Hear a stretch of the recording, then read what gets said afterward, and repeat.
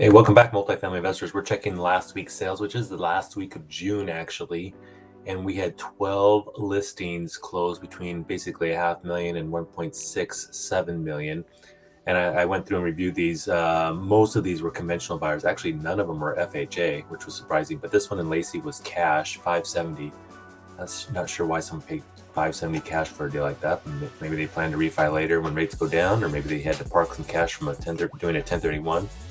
And this one in Kenmore as well was cash, 1.075 million for cash. The rest were conventional pretty much.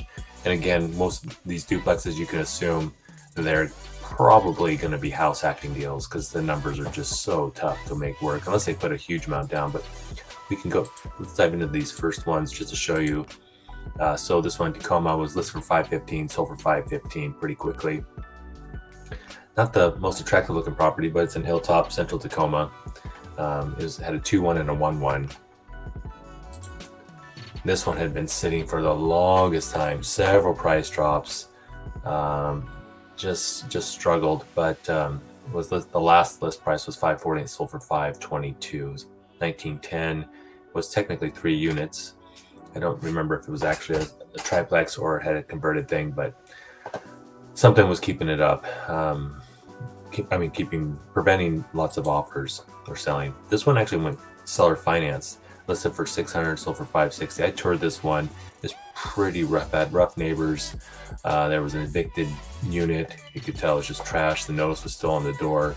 Wasn't a bad property overall, but yeah, it needed a lot of work. This one, Lacey, this one went for cash. A 3-1 and a 2-1.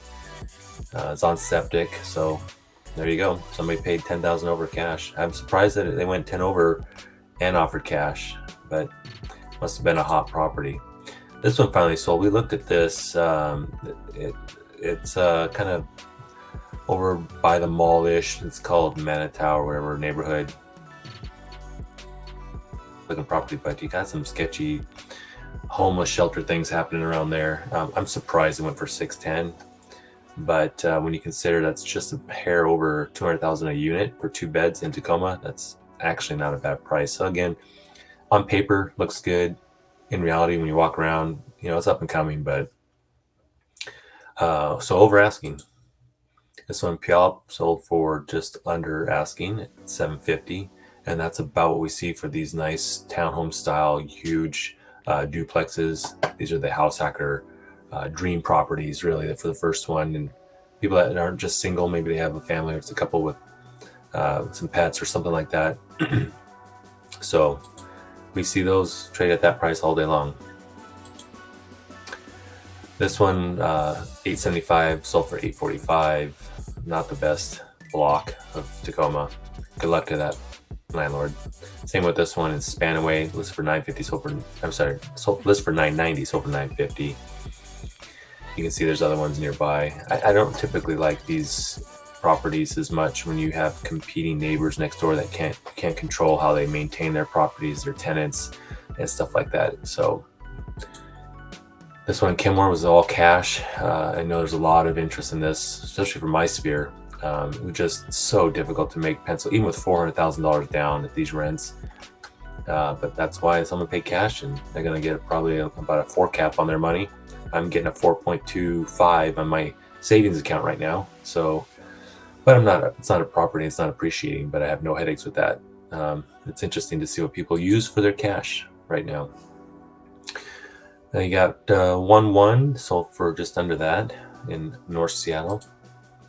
This one we looked at. I know the broker that did this deal, it was listed for a hair under 1.2, sold for 115.